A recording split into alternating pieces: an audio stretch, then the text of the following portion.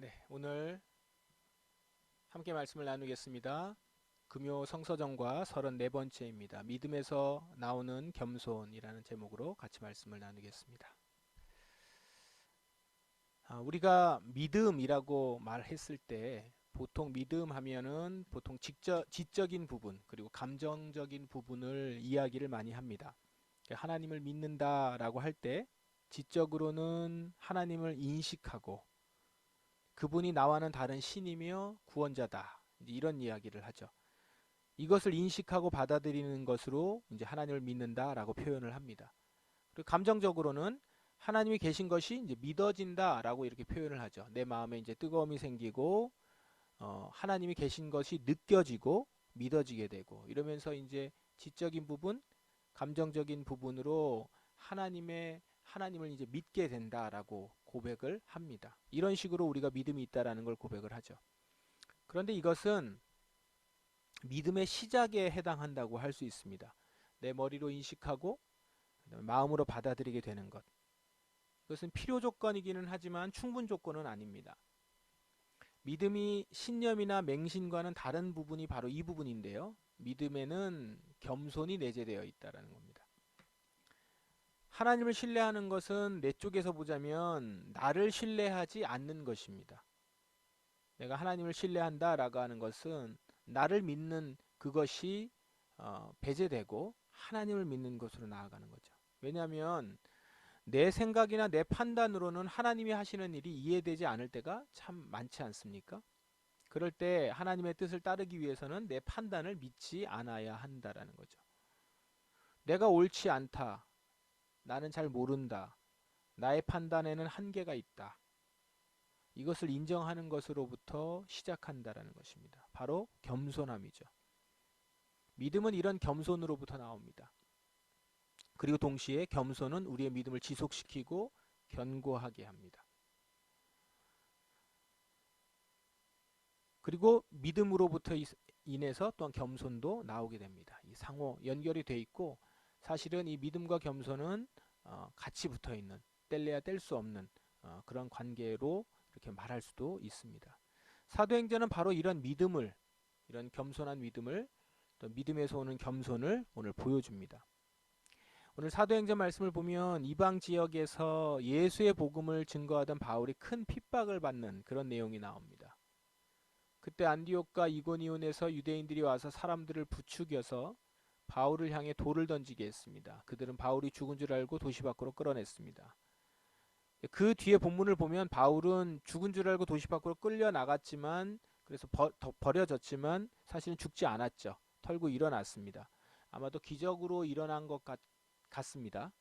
그래서 거의 죽은 것으로 돌로 쳤지만 살아난 거죠. 사람들은 돌을 던졌을 때 죽이려고 던진 거예요. 그리고 죽은 줄 알았다라는 것은 죽은 거죠. 그렇게 보인 겁니다. 실제로 죽은 것처럼 보일 만큼 돌을 많이 던졌고 쓰러졌으니까 그런 모습입니다. 그러니까 지금 바울은 뭐 지금 살아 있지만 죽을 만큼 큰 어려움을 겪은 겁니다. 죽는 어려움을 겪은 거죠. 그런데도 불구하고 바울은 살아나서 살았을 때 아이고 살았구나 하고 다른 데로 도망간 것이 아니라 다시 그 도시로 들어갑니다. 그리고 그곳에서 믿음을 받아들이고 제자가 된 사람들이 있을 거 아니에요? 그 사람들을 만나서 격려합니다. 바울은 핍박을 받은 이후에 교회를 더 든든히 세우고 있었습니다. 자, 바울의 모습을 보면서 우리는 핍박에 대해서 불굴의 의지를 가진 바울, 불굴의 의지를 가진 바울이다 이렇게 볼 수도 있지만 그는 믿음으로 이 일을 지금 하고 있는 겁니다. 하나님이 이 길을 걷게 하셨다라고 하는 믿음, 그리고 하나님이 나의 길을 인도해 주실 것이라고 하는 믿음, 이 믿음이 있었던 거예요.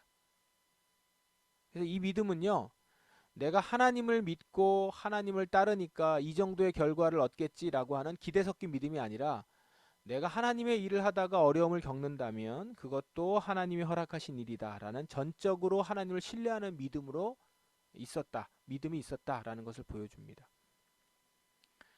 그러니까 바울은요, 자신이 세워놓은 계획이라든가 무언가 내가 어떤 일을 함으로 인해서 이룰 것이라고 하는 기대, 이런 것이 바울에게는 있지 않았습니다.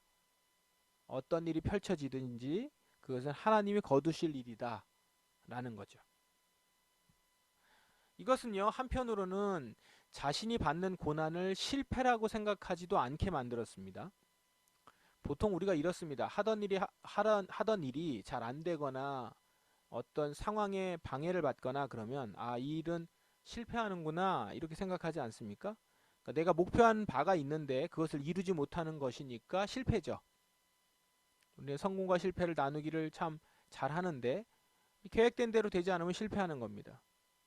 그런 측면에서 보면 바울의 선교 계획은 실패한 거죠.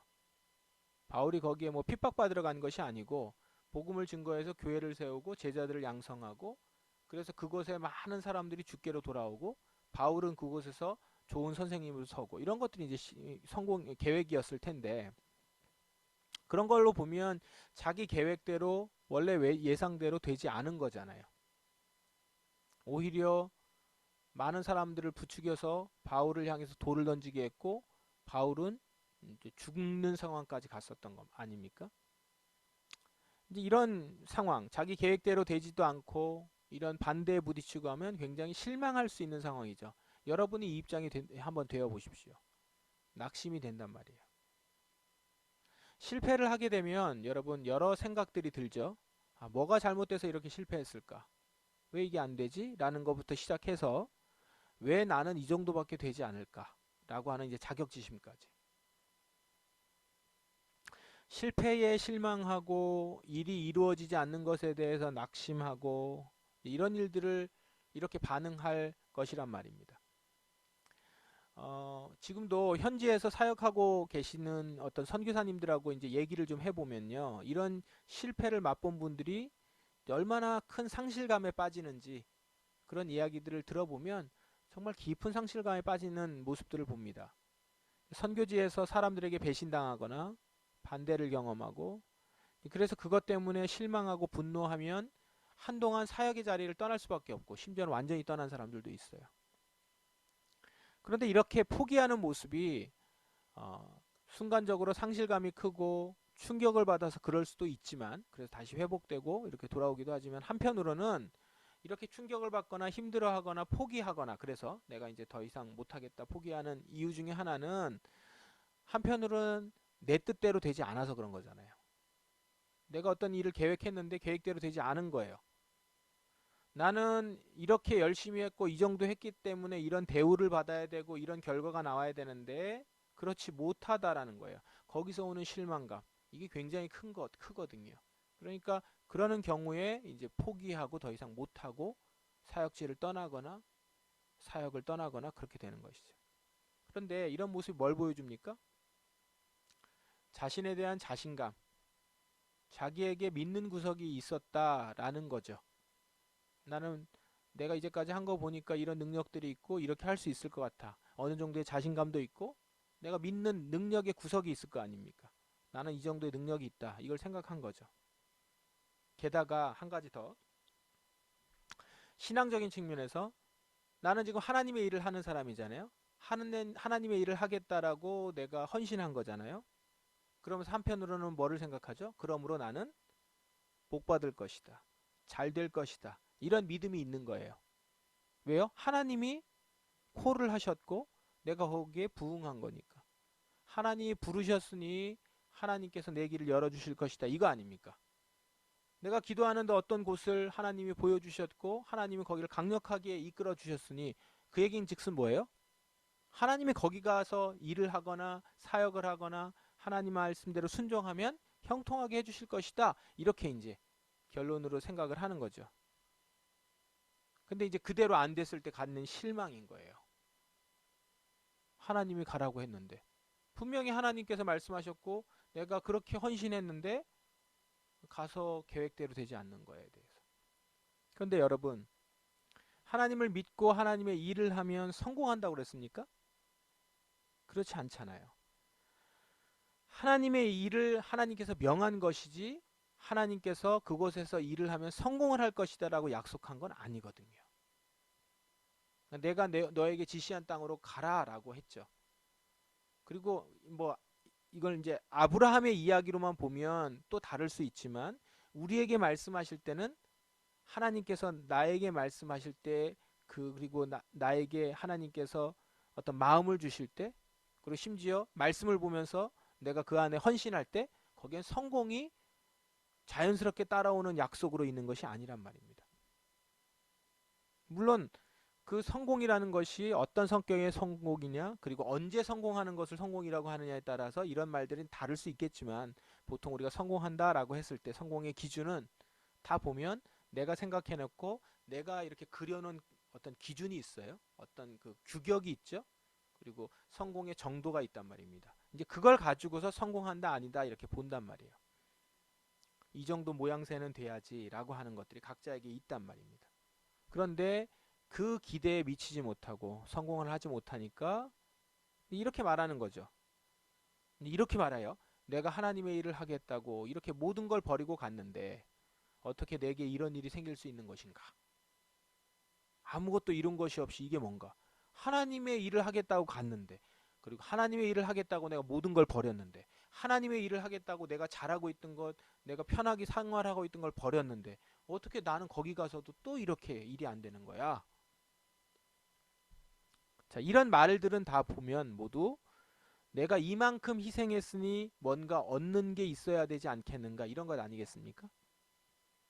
내가 이만큼 헌신했으니 나한테 뭐 주는 게 있어야 되지 않겠습니까? 라고 지금 하나님께 요청하는 그런 마음인 거잖아요. 이건요, 내 안에 내가 이 일을 함으로 인해서 인정받아야 된다는 생각인 것이고, 또 나는 인정받아 마땅한 사람이라는 마음이 있어서 그런 것이죠. 그런데요, 이것이 교만이라는 것입니다. 나는 인정받아야 하고, 칭찬받아야 하고, 잘 돼야 하고, 인정과 칭찬과 잘 되는 일, 그거 싫어할 사람이 누가 있습니까? 그렇게 되면 감사한 것이죠. 그러나 그것이 내게 당연히 일어나야 한다는 것은 아니라는 것이죠. 그리고 내가 지금 이렇게 하나님께 구원받고 하나님이 쓰시는 것은 은혜인 것이지 자격이 있어서가 아니죠.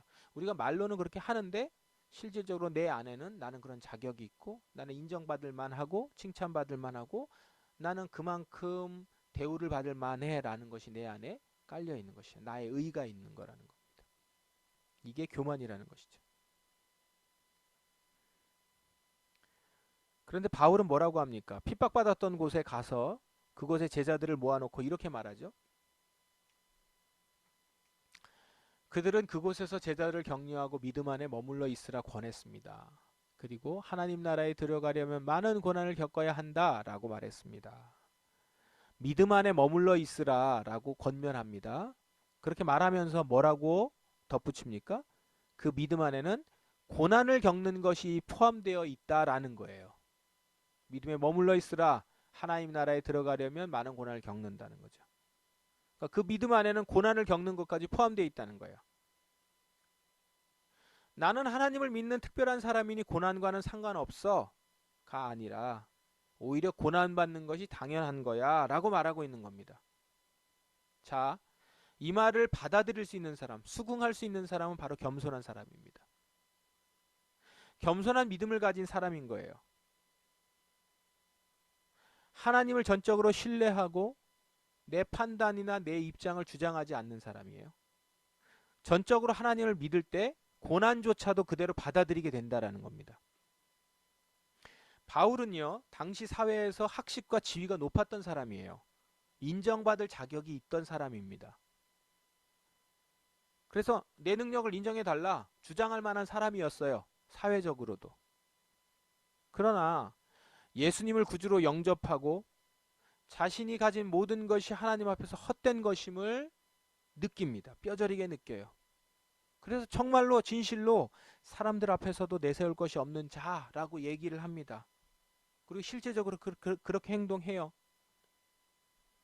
하나님 앞에서, 그리고 그뿐만 아니라 사람 앞에서 자신을 주장하지 않습니다. 오직 자기에게 그저 맡겨주신 복음만을 주어진 환경에서 증거하는 자가 된 것이에요. 그래서 바울은 주님은 옳고 나는 옳지 않습니다 라는 고백을 자신의 삶에서 그대로 드러냅니다. 그렇게 자신을 낮추는 겸손한 자로 살아가는 거예요. 이런 모습이 이런 태도가 고난을 당해서도 그대로 나타나는 겁니다.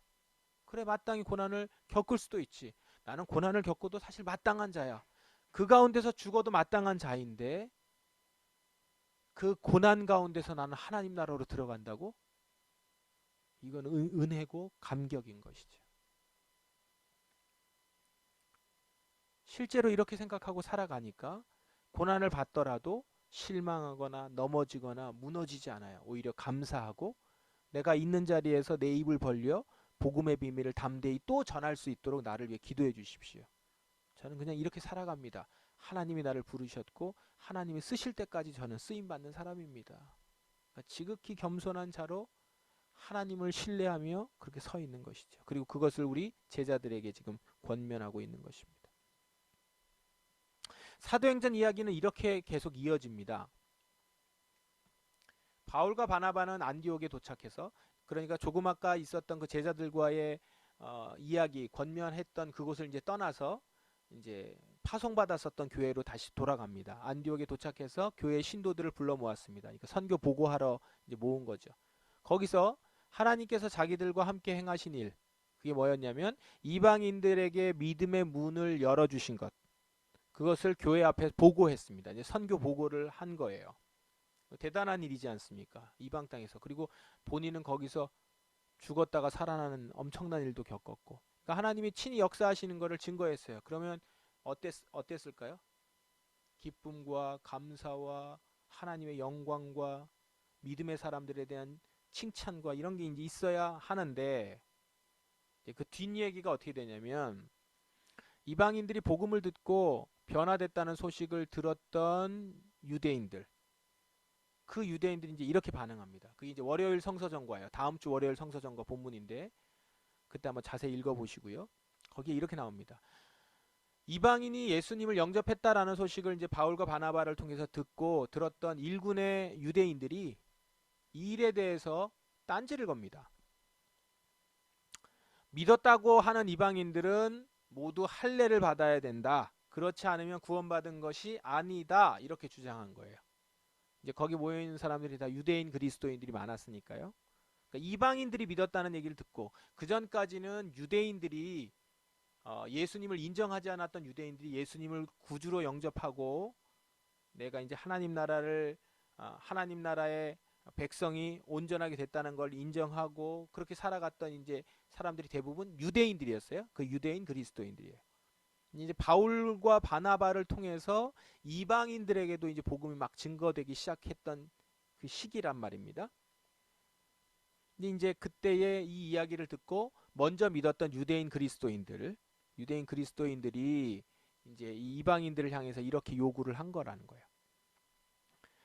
예수 믿는 이방인들은 자신들과 똑같이 율법을 지켜야 된다고 요구하는 거예요. 왜냐하면 유대인들 입장에서 봤을 때는 어쨌든 자기들이 예수를 인정하지 않은 것뿐이지만 하나님의 백성이 되려면 율법이 있다라는 거죠.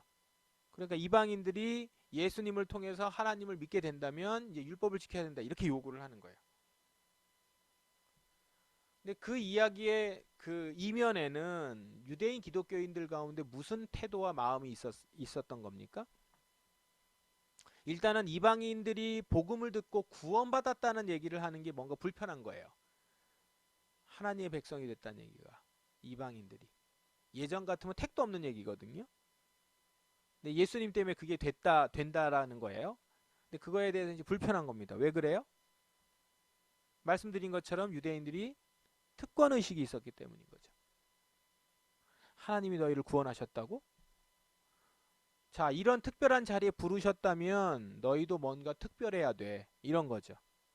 그러니까 교만한 마음으로 상대를 보고 있는 거예요.